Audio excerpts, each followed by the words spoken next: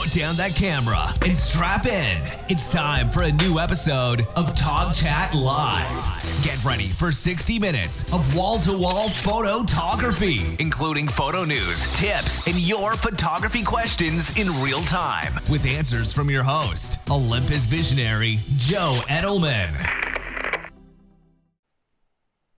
Hey, how's everybody doing? Thank you for joining me for another live episode. In fact, the live New Year's edition of TOGCHAT. Hey, before we get going, I need all of you, please take a moment. You know the drill. Tell your photography friends that we are streaming live on YouTube right now. Twitter, Facebook, they're the fastest way to get the word out. You can go ahead and you can click that share button right down there underneath the video, or share the link tog.chat/live. I just put it in the chat window for you, so it's there. Check it out. And of course, we've got photographers here from all over the world right now, so please be sure to check in.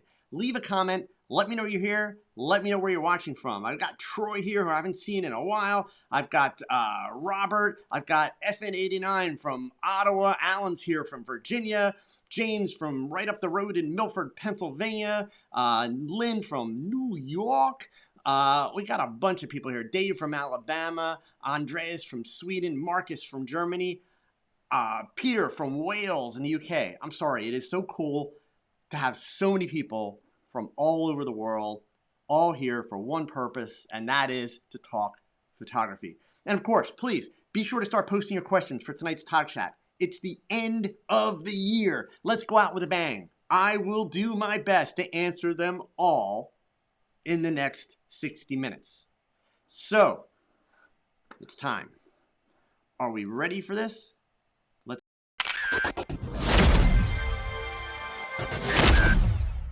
Yeah. So, it's a little more than 24 hours from New Year's. The end of 2019. It's here. In fact, it's the end of the decade. The beginning of a new year and the beginning of a new decade. All of which means opportunity. Opportunity to become a better photographer. Opportunity to improve your photographic skills, and you know what, even improve your ability to make money or more money as a photographer, if that's what your goal is. 2019, in my opinion, has been a great year for photographers and photography. I mean, come on, there's been lots of cool new gear. Not one single camera company has gone out of business. And Micro Four Thirds, oh my God, it's still a thing. Go figure, right?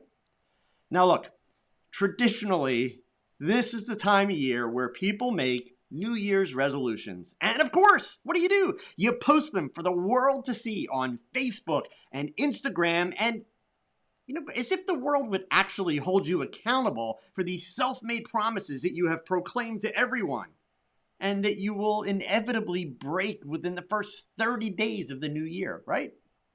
Look, I'm not a pessimist. I prefer to be an optimist, but I'm just keeping it real here. Researchers, in fact, have found that 60% of us, probably me included at some point, will make New Year's resolutions.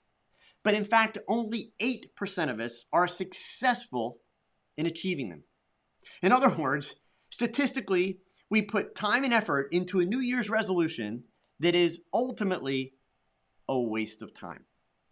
Now look, that being said, I decided I wanted to take a different approach and give you just three simple things that can have the biggest impact on your photography in the new year. Now here's the best part. These three simple things, they don't cost money. Zip, zero, nada.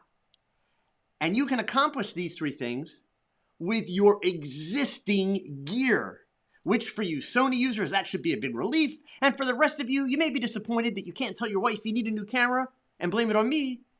But come on, let's face it. It's not the camera that's going to get this job done. It's you, right? So look, for those of you that have been following me for a while, some of these suggestions that I'm going to give you, they may sound familiar. But here's the cool part. I know that some of you have already followed these suggestions and followed them with success. And yet others of you, you're still out there looking for easier and lazier ways to get it done. So that's the group that I am primarily talking to right now, okay? And indeed, for all of you, look, I am begging you as I do this time every year, please don't be a zombie photographer and follow the crowds mindlessly. Just don't. Don't watch those Chicken Little videos that declare the end of a brand or a format or photography in general. I mean, come on. Don't be the photographer that pixel peeps. Come on, it sounds dirty. Don't think that shooting film makes you special, because it doesn't. Don't think about being better than anyone else, because honestly, you're not. And it doesn't matter if you are. You just need to be better than yourself the last time you picked up a camera. And very importantly, don't be afraid to suck. And as a matter of fact, I have a whole video about that. I'll give you the link in a bit, but I digress. I promised you the 3 most important things that you can do to improve your photography in 2020. So we're ready? Number 1, take more pictures. Lots more pictures. You know, the dictionary, you guys know I like to go to the dictionary a lot just to make sure that I'm on the right track with my definitions. The dictionary states that photography is the art or the process of producing images. That's English for taking pictures. You know, it's mind-boggling how many people have thousands of dollars invested in camera equipment and they don't use it. My personal favorites, the photography trolls and the Facebook groups. You know those people, you've all met them. They post comments degrading everybody's photos, yet they never post any pictures of their own. Mainly because they don't have any, or at a minimum, very few of any quality. Come on, right? Look, you simply cannot improve your photography if you don't actually take pictures. Lots of pictures. You have to learn to embrace failure. Seek out failure by experimenting, and then learn to solve problems. And then take more pictures. All the blog articles and classes and workshops and photo walks and meetup groups and YouTube videos in the world cannot teach you more or better than actually picking up a camera and shooting. Just can't. That was number 1. Pretty simple, right? Number 2, we ready? Listen close. Spend more time with the pictures that you don't like than you do with the pictures that you do like. Now, for those of you that need to think about that, let me repeat that one more time. Spend more time with the pictures that you don't like than you do with the pictures that you do like.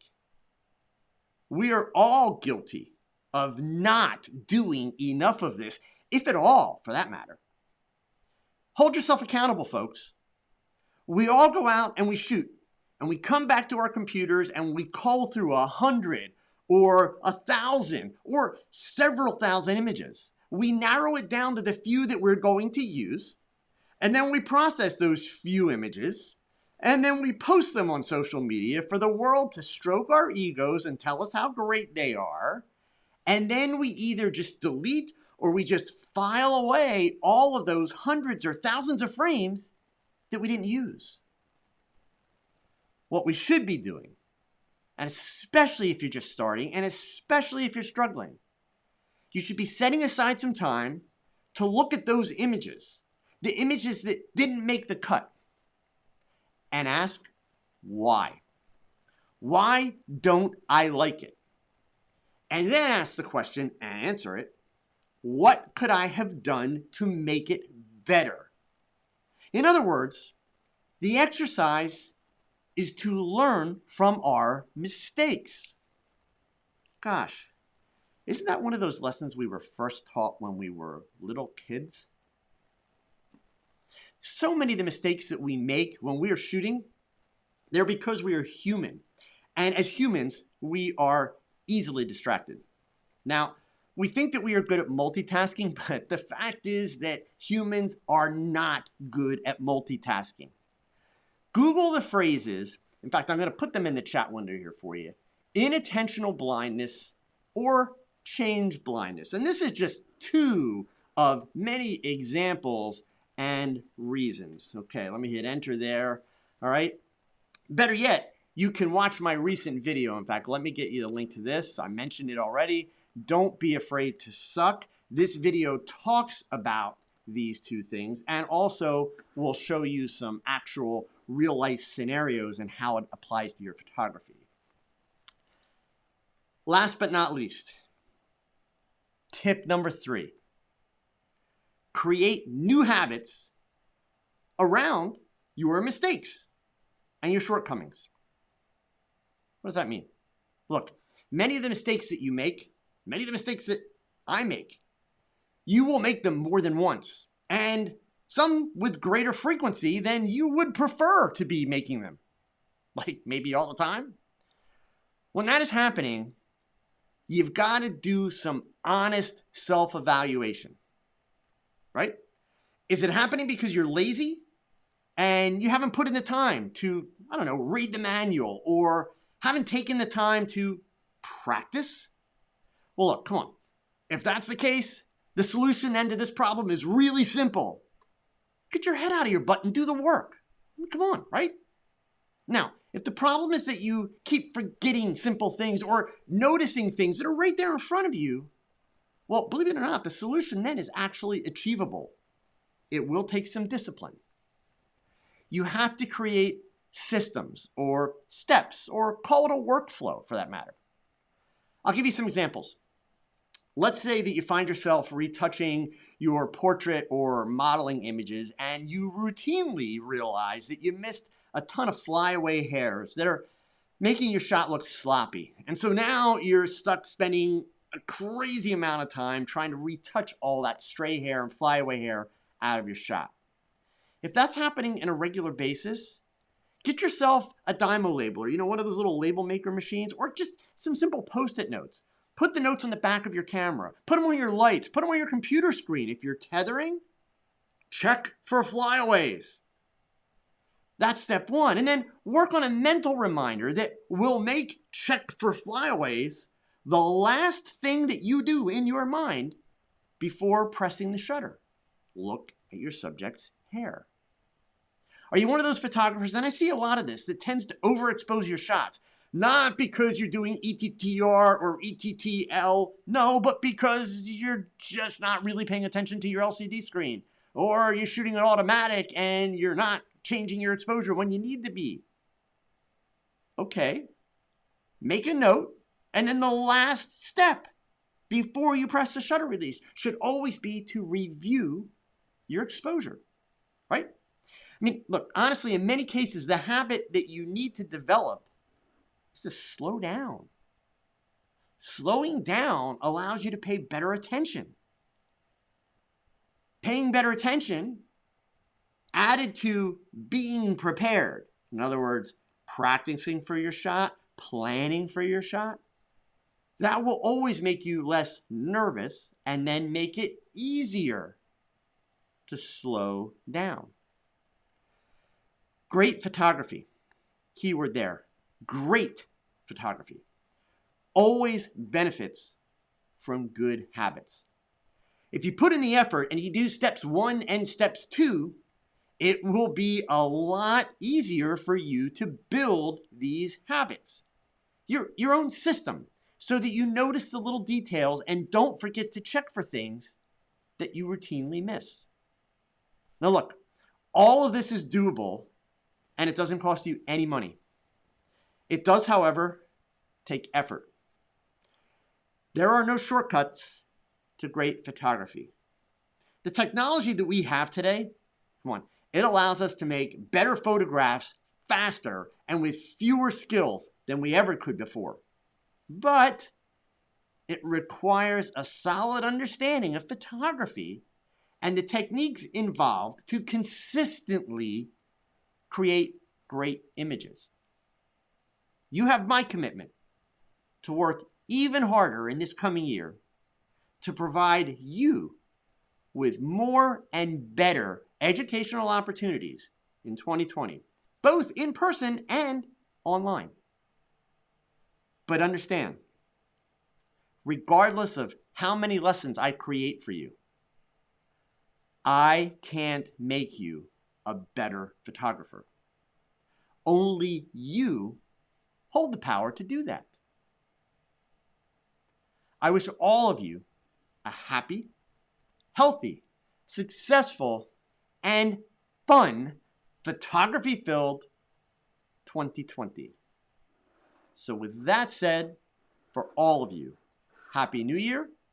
Let's make it a great one. Let's have some fun. Let's do some serious photography learning. And next, let's a couple announcements, okay? So the usual, few pieces of business stuff, okay? TOGCHAT Photography Podcast. I mentioned that for you guys last week and the week before. I want to make sure everybody's up to speed on this. If you pay close attention, whoops, on this side, you'll see the little notice come up. It's tog.chat/podcast.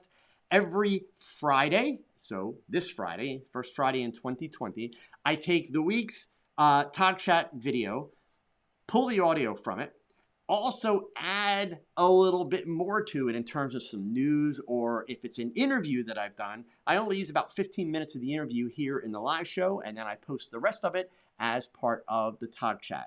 So tog.chat/podcast will get you to a page on my website that has links to all of the preferred podcast hosting services from iTunes, Google Play, all those. They're all there. Spotify, you name it. You can get it on every one of those. So I hope that you will check that out. If you like to be able to download the audio and listen to it on the go at your convenience, that is the way to do it. Okay. Also, I've got two big trade shows coming up in the next 2 months. January, I'm going to be in Nashville. In fact, let me go ahead and switch my screen over here, and I'll show you how you can find that information. So in Nashville, end of January, sorry, I will be in Nashville. When you visit my website, if you simply click on the speaking and events link right there, and I'm going to go ahead and share the link with you. It's joeedelman.com/edu, okay, EDU. You'll be able to get all the details, dates, locations, addresses, sign-up information. In fact, I need to add Imaging USA. Gosh, I just noticed Imaging USA is not on here. So on Sunday at Imaging USA, which I'm not even sure which date that is. How bad of me. Here, all right, let's check. We're going to pull up the phone. For Imaging USA, that's going to be on Sunday the 19th of January. I will be doing a booth demo for V-Flat World.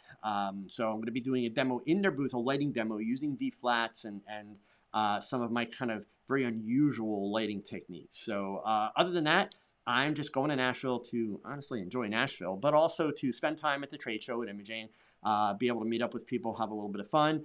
I will not be presenting for Olympus because Olympus is not going to have a booth in Imaging this year. Nikon traditionally doesn't have a booth in Imaging this year. No, it's not because Olympus and Nikon are going out of business. They're not going out of business, right? It's a show that a lot of times the camera manufacturers don't attend, unfortunately, okay?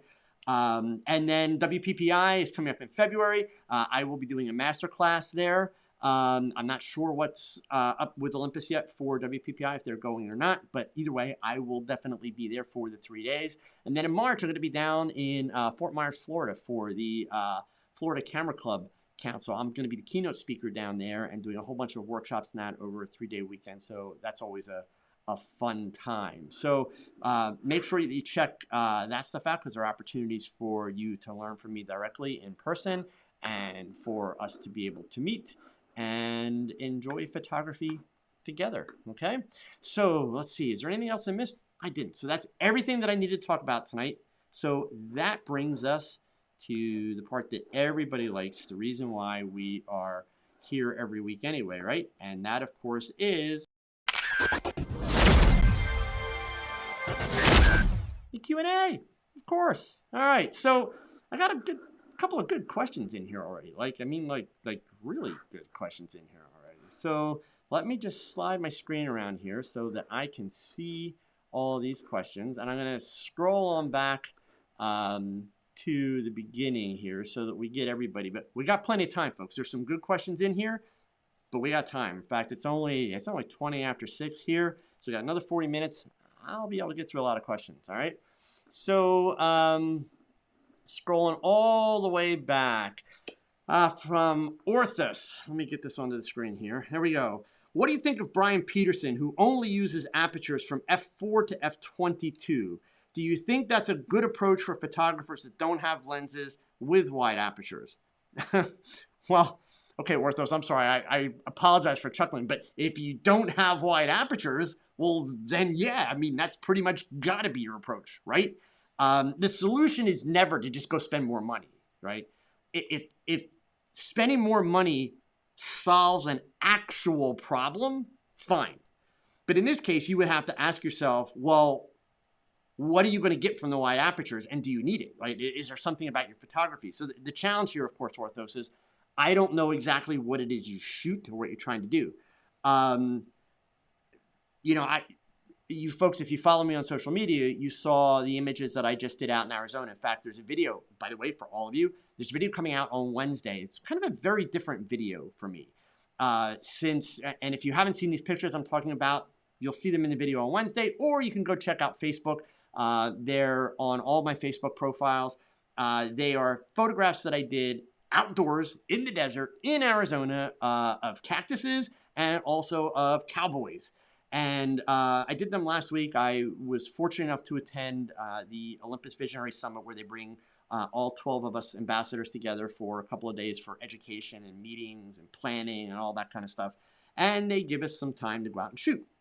So I actually found myself using the 12-100 f4 pretty much the entire trip.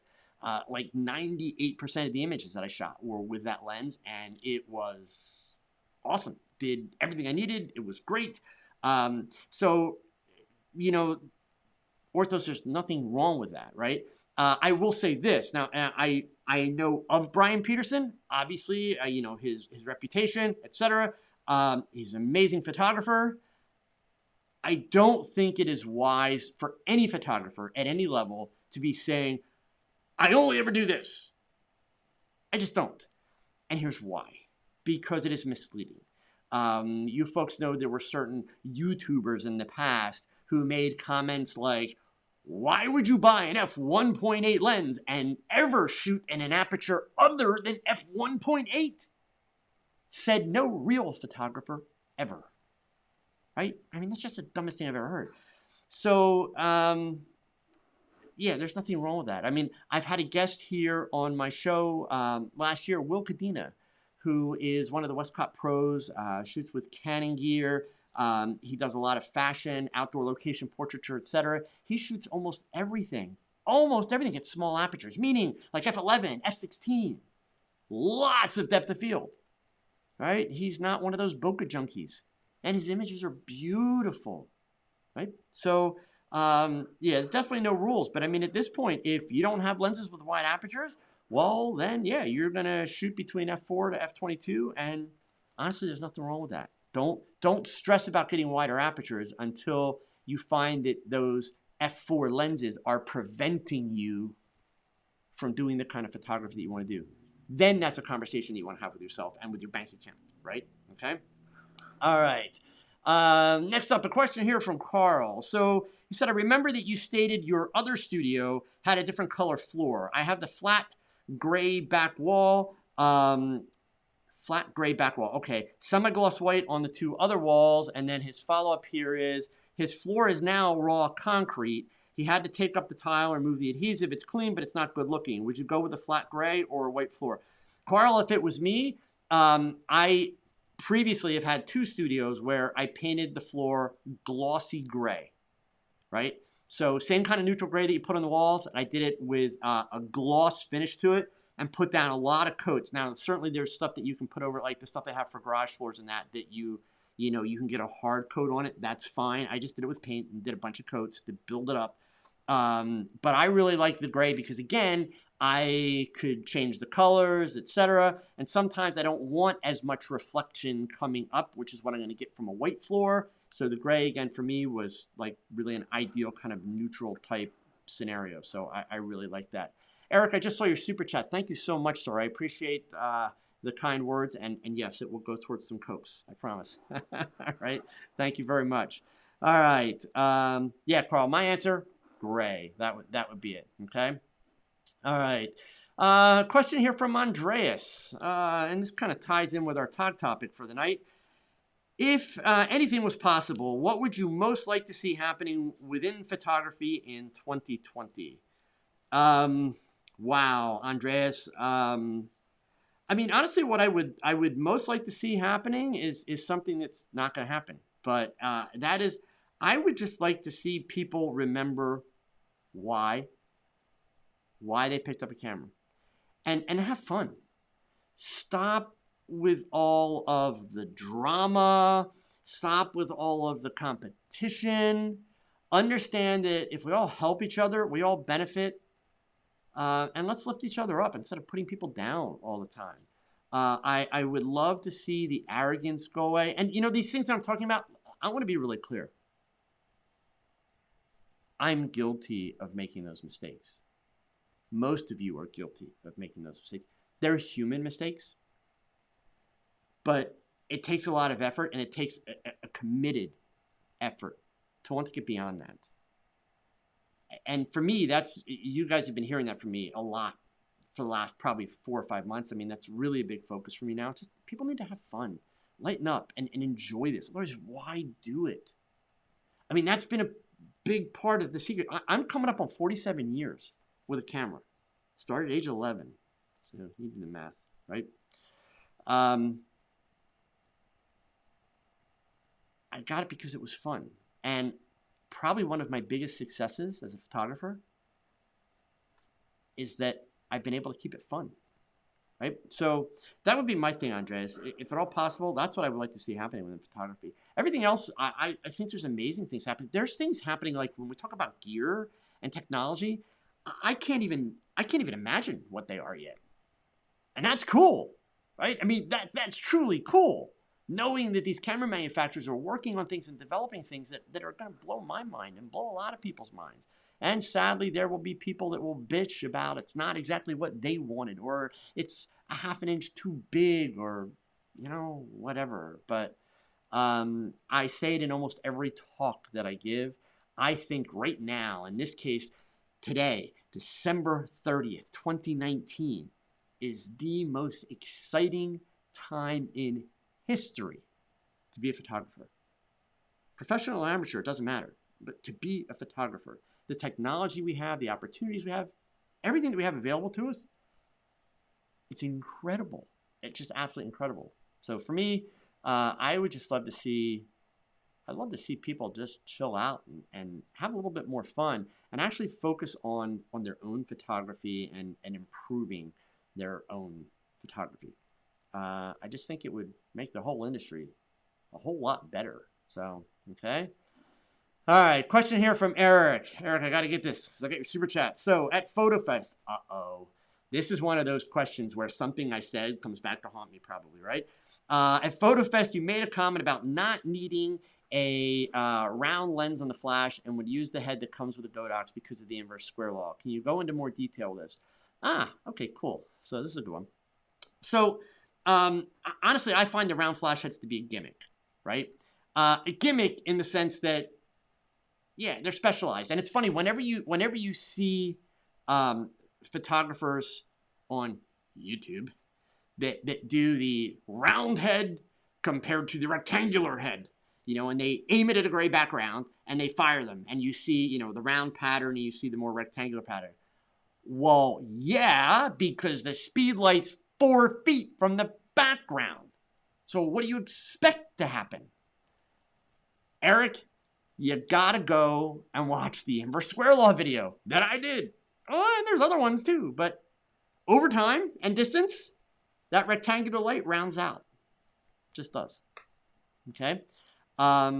So, why do you need a round light?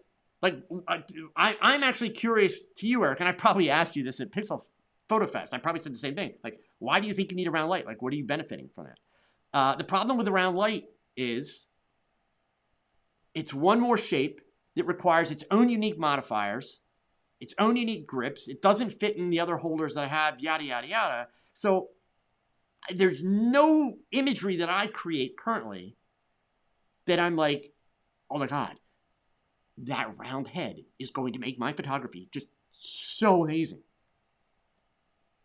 It's light. That's it. So yeah, I mean, I'm not going to go into detail about the inverse square law without being able to show you, because I also have a video about it. So watch the video and you'll be able to see. But yeah, over time, that rectangular one rounds out.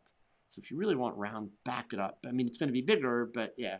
And by the way, even with a rectangular light, if you need a small round light, put a gobo in front of it. Take a piece of foam core, cut a quarter-sized hole, like the size of a quarter, right there, and just adjust the distance. Like if this is a flash head, adjust the distance in front of it, and you'll be able to change the size of the light beam that comes through it. That's a lot cheaper than buying a round head just to have a round head. Okay, so yeah, I mean, it's not like you're getting any better light. And ironically, so many of the people that asked me about that, Eric, and I can't say this is your case, but so many people that asked me about, the whole round head thing, they wanted to shoot like events and weddings and portraits and that. I'm like, you go to weddings, you shoot groups, rectangular groups. Flashes are like perfectly designed for rectangular groups. Why would you want a round head? Like, and when you do a portrait, person's either vertical or horizontal. Where does round come in, right? So the rectangular lights are actually fine. They're absolutely fine, okay? Now, some people argue, well, yeah, but when you get to a studio strobe, which is bigger and more powerful and more professional, they're round. Yeah, they are. Because it doesn't matter. It's still light. At the end of the day, it's light. That's why they sell rectangular softboxes. To take those round lights and make them rectangular. Right? So it's, yeah, if you want a different shape, you make a different shape. That's all. But I wouldn't I wouldn't buy them just because, hey, there's something cool that I could get out of it. I mean, if it was good, again, if I had a very specific use was going to make a difference, then I would certainly, consider doing that. Okay. All right, scrolling on down here through the, whoops, let me go ahead and drop that question off, and we're scrolling on down here. Steve Wilking, Joe, do you feel you got everything you wanted to accomplish this year accomplished? Nah, not even close, Steve, but that's a good thing. It's always been a working philosophy of mine. If I get to the end of the year and I'm kind of like, good job, all done, finished, that's a bad thing. That means that I set my goals way too low. It means that, I probably cut some corners, probably didn't do, the best that I could on the things that I was working on. So no, I that's part of kind of self-motivation for me. I always have so much more, and in part because my head is always generating ideas. It's just always generating ideas for photographs, for videos, for lessons, you name it. Business opportunities. It's just the way my head works. It doesn't stop. So yeah, I mean, I'm very happy. It was a very good year. If I had to match it up with 2018, 2018 was amazing. 2018 was just an incredible year. My YouTube channel took off. I became an Olympus visionary. I had my billboard, I won my billboard contest. 2018 was one of those rocking it years. 2019 was a really, really good year. 2019, I continued the growth on everything I was doing, did a ton of traveling for Olympus, which is amazing and a load of fun. And you know what? Knock on wood, I did all that traveling, didn't have a single canceled flight, didn't have a single missed flight. And ironically, my last flight of the year, coming home, last week, right before Christmas, I was in Tucson, Arizona, had to go through Dallas to get the last flight of the night back to Philadelphia to make it back for the weekend before Christmas. And sure enough, the plane out of Tucson is delayed. And I only had about an hour connection time in Dallas. and I had to go literally the full length of 2 terminals because the gate that I came in and the gate that I left on were at opposite ends of 2 terminals. I made it with about 3 minutes to spare before they closed the gate in Dallas. So it worked out, but that was about as much stress as I had. So yeah, even the traveling, I was just incredibly lucky. Like everything just came together. And by the way, everybody hates American Airlines, but I flew American Airlines all year last year. No problem. So, no. Tim Satterfield, what is your favorite lens for a portrait micro four thirds? So micro four thirds for me, it's split between 2. I love the 45 millimeter f1.2 Pro for Olympus. And actually today I did some stuff in the studio with a 75 millimeter f1.8, also Mzuiko, which is Olympus. In my full frame days, most of you know from my previous videos, I really loved the Tokina 100 millimeter f2.8 macro lens. Sharpest full frame lens I've ever used. Still doesn't compare to micro four thirds Mzuiko lenses, but yeah, Tim, for me, 45 1.2 is my go-to in the studio. And then for certain situations, the 75 millimeter f1.8. So I have a video coming out next week, and you'll understand when you see that video, and I explain what the background is. Then you'll understand why I use the 75. Okay. Oh gosh. See here, I have to scroll down and grab this one. It just came in. So Peter, I'm not picking on you, man, but you're either an engineer or you spend too much time on the internet, or option 3, you're like a serial pixel peeper. So your statement here, a round head will give you round reflections in eyes. A rectangular square will make that reflection look more like a window in their eyes. So Peter, technically, you are absolutely correct. So let me be clear. I do not dispute what you're saying. But, dude, how big are the reflections in your pictures? The catch lights. Like, seriously. Are you just, like, shooting this piece right here? Because go look at my pictures. I shoot really close to my subjects' faces. So first of all, I modify my lights. So I use a round modifier on a square head, right? Because how many of us are shooting portraits with direct flash? In which case, the shape of the head doesn't matter at all because you're going to put a modifier on it. Like, you're not going to see that unless you're going to blow that image up insanely large. And to be clear, there is no rule that says catch lights have to be round, catch lights have to be square, catch lights have to be rectangles. Catch lights can be whatever the hell you want them to be. My rule for catch lights is I don't want them to be a big distraction. And interestingly enough, I want to be really clear. I talk about this a lot.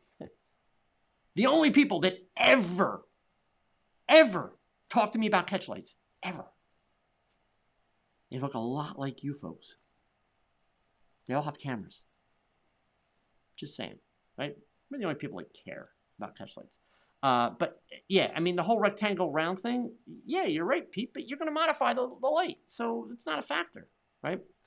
So, don't get me wrong. It's not to say that you can't shoot portraits with direct flash, because I teach the fact that you can, but most people don't. The overwhelming majority of photographers choose not to, right? So, all right, scrolling on down here. So I know some of you are going to say, like, oh, that was really jerky. Look, I'm not trying to be a jerk, but come on. Like, that's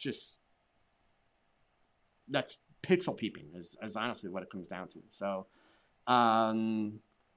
let's see. Ree Miguel here. The Olympus lens roadmap. Do you think that they will focus more on having a solid f4 Pro lens, meaning lighter, smaller, more cost-effective, weather-sealed lenses to match the OMD EM5 Mark III? I'll tell you honestly, I don't know. So that was, and I can tell you this, that was a topic of discussion that came up at our Visionary Summit. Because believe me, anytime that we as visionaries, ambassadors, we get FaceTime with, Olympus staff, marketing people, technical people, trust me, we are peppering these people with questions nonstop because we want to know. And, here's the reality. Number one, most of the time, we as ambassadors, we learn more from the rumors websites about what's coming than we do from Olympus. And I'm not dissing Olympus there. I'm pointing out it would be the same with any other camera company because let's say, they're going to release a new lens that's maybe a little bit faster than a previous version, okay, or a new camera or whatever, then people stop buying, right? And again, companies have to exist to make money, right? So anyway, that being said, I don't know so much about where the focus is going to be. Here's how I interpret what I saw on the roadmap, which you've seen. It was released publicly, okay? And the indications they've given us. So the indications that Olympus has made publicly are that they are going to focus on really adding to the lens assortment over the next couple of years. And by the way, when I say really adding to the lens assortment, keep in mind that this is a company that's got one of the best lens assortments in the industry, right? But they are looking to, make a lot more changes, make a lot more additions. Part of what you have to realize, Ree, is that the pro lenses, there are certain criteria for the pro lenses.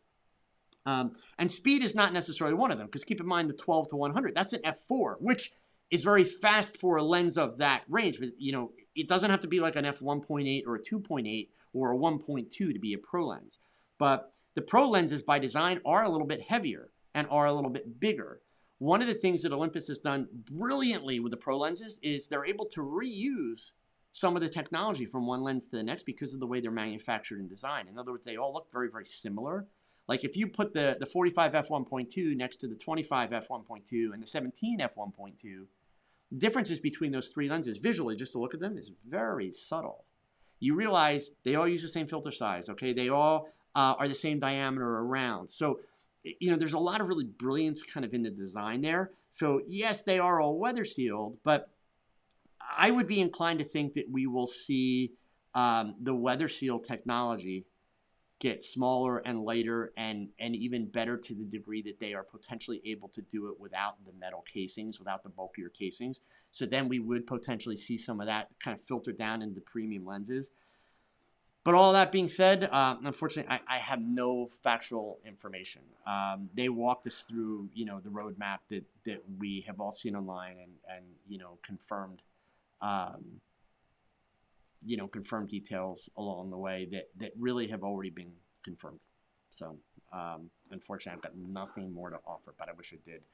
And as always, if I find more, I promise I will share it, okay? Michael, you just bought an Olympus and a 60 millimeter macro lens. That lens is the best lens in the world. It is an amazing lens. I have it. I love it. My frustration with it, I haven't had a chance because I haven't made the chance, right? So remember the three things. I haven't had a chance to use it as much as I would like to because in my opinion, all the Emswico lenses are great. And look, that's got nothing to do with me being an ambassador, folks. Trust me, any of you get a chance to try an Emswico lens, you're going to be blown away by how amazingly sharp they are, period. End of conversation. But what makes that 60 millimeter so incredible is, to me, not just the lens, but the fact that the OMD series cameras, like the EM series, etc., you have the ability to do the focus stacking, the focus bracketing. You add that to that lens, and oh my God, just absolutely amazing stuff. Okay? All right. Next up here, I got some good questions here, gang. Keep them coming. Keep them coming. Okay. Let's see.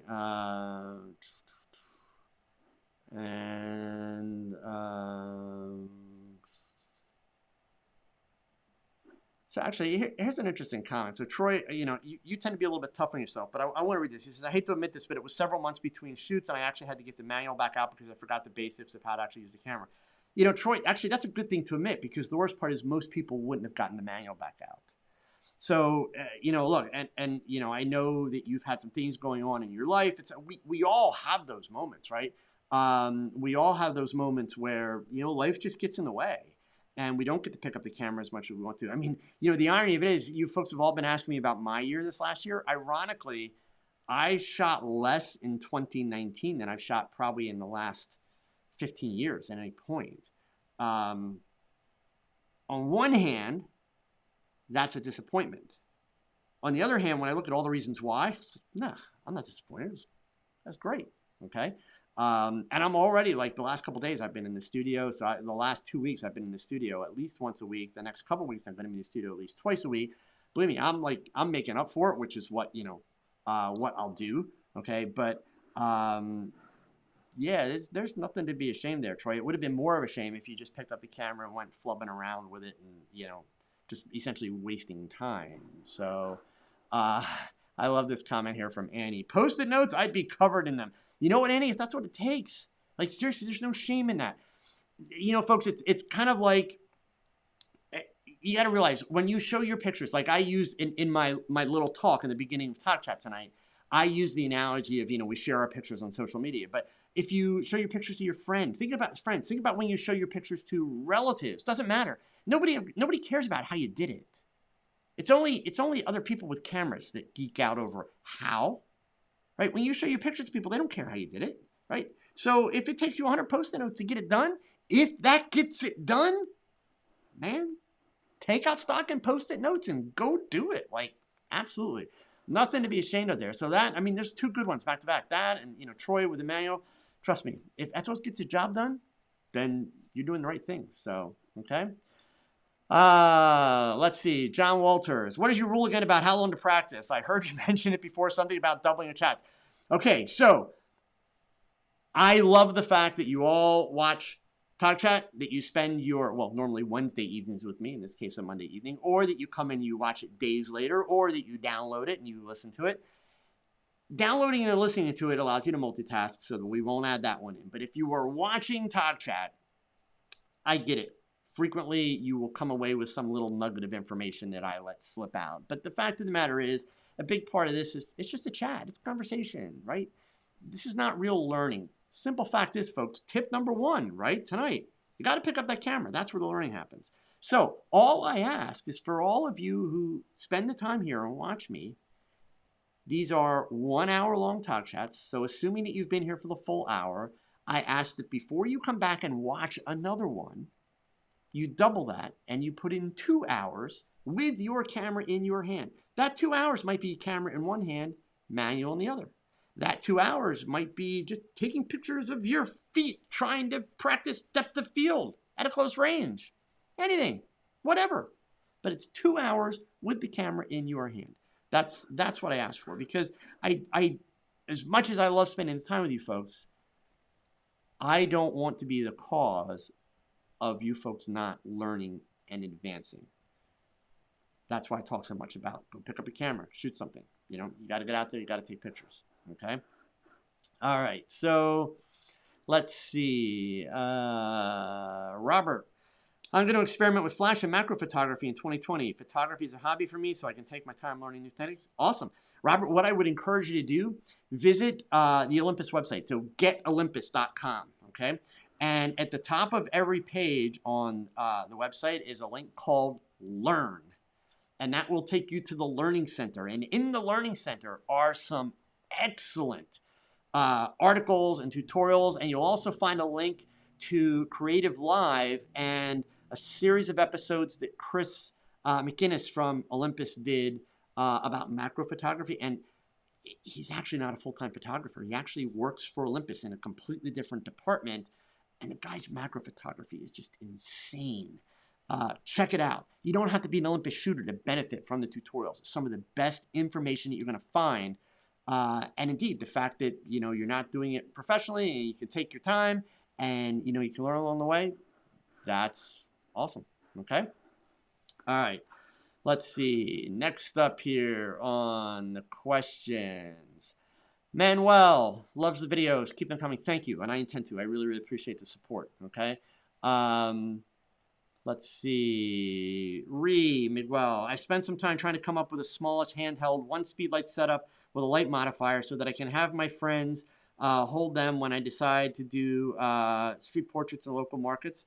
Cool. So am I missing more here? Have Have you come up with that? I mean, let me know what you're doing, or do you have a specific question there? Let me know, okay? FN89, any new DIY videos in the work? Yes, you will see a new DIY background video of sorts next week, okay? So New Year's Day, so we're going to start out 2020 with a video. New Year's Day this week, so that's Wednesday, there's a video that's going to drop about my thought process and how I approach the pictures that I did out in Arizona that you may or may not have seen on social media. And then next week, same time, middle of the week, you'll see a DIY video about a very different way to do backgrounds. Okay, so let's see here. Oh man, this is going to be the new like high-speed sync question. Can we get Joe to do a rant? Because I think Joe needs to do a couple rants about this. Mark 29. How do you explain all this talking about YouTube about on YouTube about exposed to the right, to the left? I don't understand the point. Anything to learn from this stuff? By the way, I love your videos. Thank you. Mark, what you learn from this stuff is that there's a lot of idiots in the world. I'll get myself in trouble for that. But look, here's the problem, okay? There are photographers that, you know, I expose to the left. I expose to the right. That's the best thing. For them, it's the best thing. They have found a methodology and a technique by which it works for them. The problem of it is they go out and they preach it from the mountaintops without all of the appropriate context. And because people are lazy and want the quick fix, what's the quick answer, the easy way to get it done, they look at this person's photography and say, oh my God, I love what they do. And they do ETTR, so I have to do ETTR. And then their pictures suck, right? So it's just like anything else. You have to understand it. So part of the problem here is, Mark, number one, I don't know what format you use. If you're shooting APS-C or Micro Four Thirds, that's a really stupid thing to do. If you're shooting full frame, it's probably still a stupid thing to do depending upon the circumstances, right? So here's a simple fact, though. I don't care what format you shoot in. I don't care what brand you shoot in. And I don't care what the subject matter is that you're shooting or the conditions under which you're shooting. There is one factual statement that I can make that cannot be contested.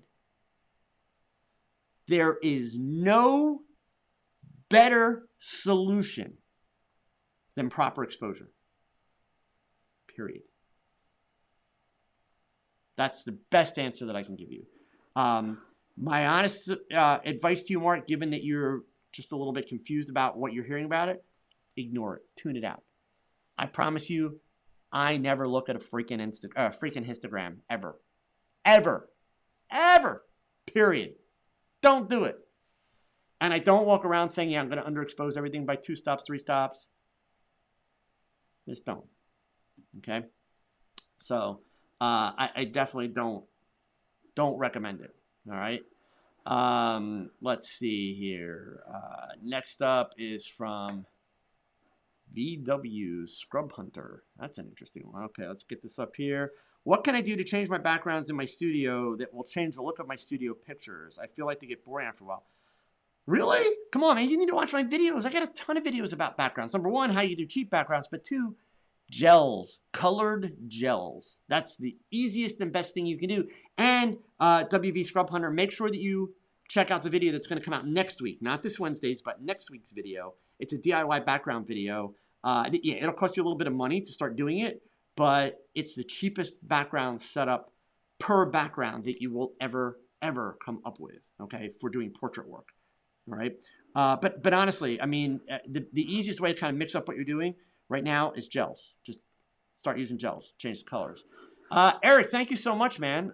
Here, actually, where is his message here? I see it on one screen. There it is.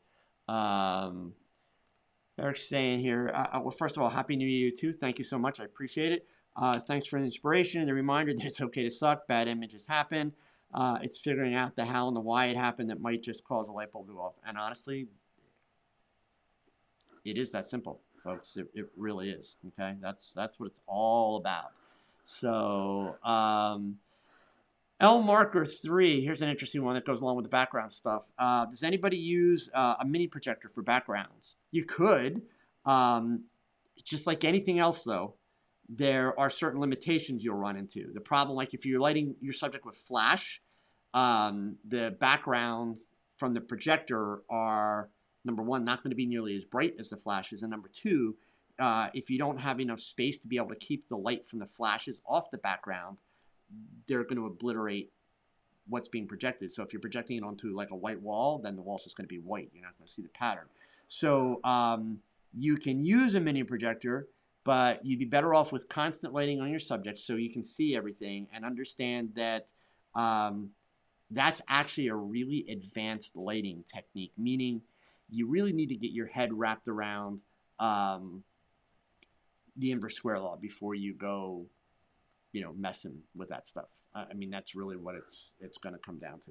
Okay. All right. So let's see here. And Cosmo Gang, what is this now? See, whoop, there it is. Because of your videos, I now have an edge on every young photographer in my area. Until now, the only local photographer using flash were the really old guys doing outdated stuff. Well, Cosmo Gang, thank you. I'm glad. Yeah, I mean, trust me, there's still a lot of value even in doing, natural light stuff, whatever. But, one of the things, and I've been trying to mention this a lot lately, and it's going to have to become a video somewhere down the road, but I'm trying to figure out kind of the right way to frame it and really have it make sense to people. But, part of the trick is if you really want to stand out, so, like you're saying, you have an edge over people, right? One of the ways you get an edge, folks, so for those of you that are competitive or find yourself in a competitive situation, part of the way you get an edge is not by being better than the next guy. It's by being different than the next guy, right? That's the key. So just saying, all right? All right, scrolling on up here. Let's see. And what did I miss here?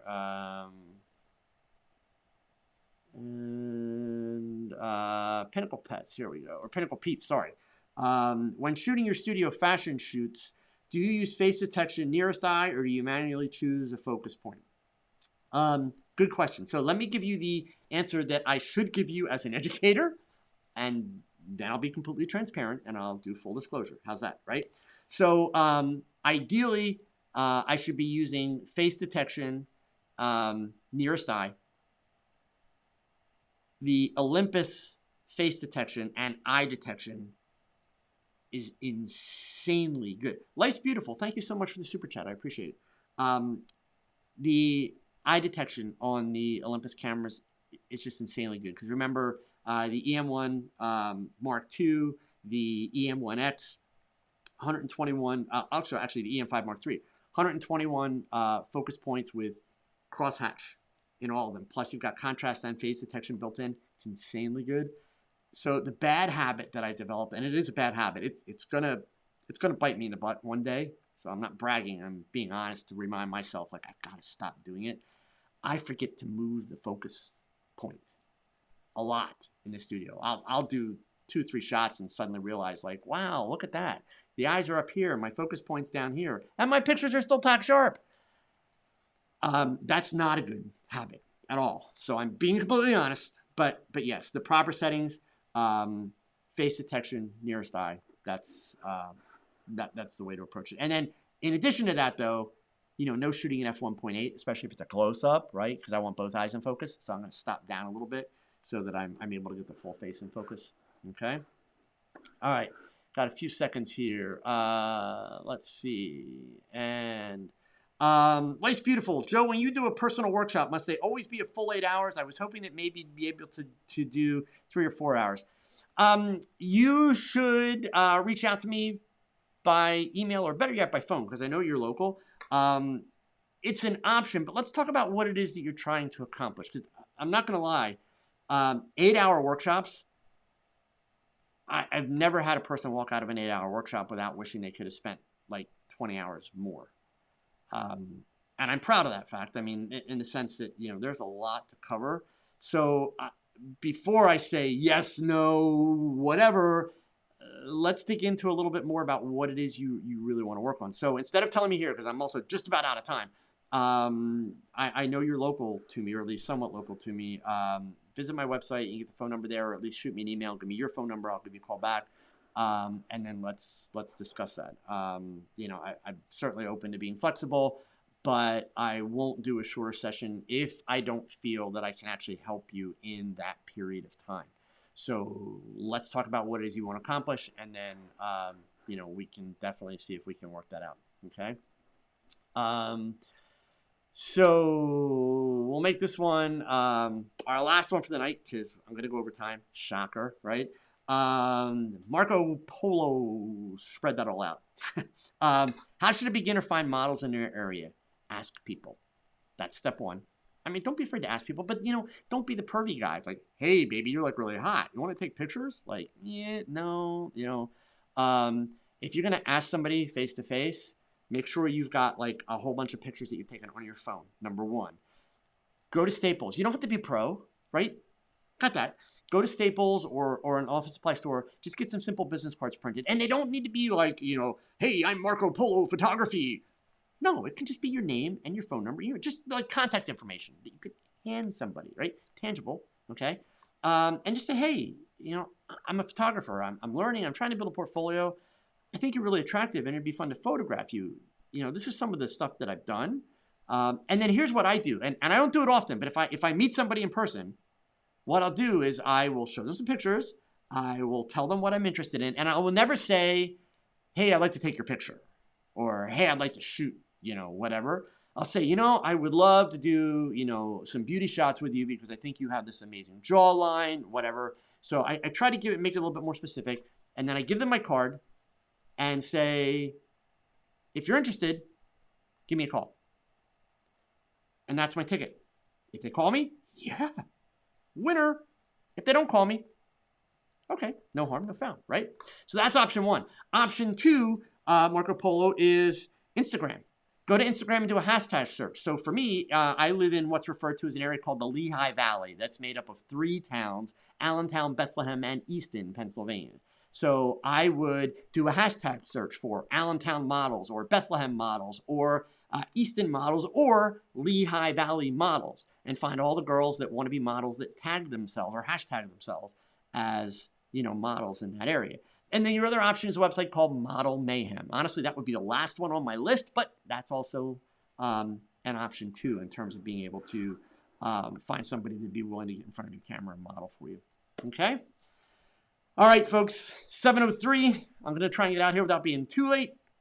So first of all, I want to thank all of you for allowing me to do what I do. There are not enough words. There are not enough hours. There are not enough things that I could say to make you all understand how much I do sincerely appreciate all of you. So I can best try to pay that back by making sure you understand that my commitment is to continue to keep teaching, to keep helping you, to keep pushing you, kicking, nodding, even punching, to make you better, so that all that money that you're spending on the gear actually turns into something where you can consistently create great photographs. So again, thank you for all of your support. It is appreciated more than you will ever know. Have a great New Year's Eve tomorrow. Have a safe and fun New Year's Eve party and a great New Year's. And for all of us, gang, okay? Let's go kick some ass next year, right? Put those cameras to work. Make a difference. Step up and start to accomplish the goals that you've been wanting to accomplish. Maybe you're like Robert and he just wants to learn macro photography for fun. Freaking awesome. Maybe you want to start being able to charge. Well, then get your head out of your butt. Get some prices together. Get a website together. And get over the hump of looking somebody in the face and saying, this is what I cost. Because it's part of the process. There's no way around it, right? So let's make it happen. And of course, as always, gang, Please remember, Thanks for watching another live episode of TOGCHAT. Now, pick up that camera and shoot something, because your best shot is your next shot. So keep learning, keep thinking, and keep shooting. Adios.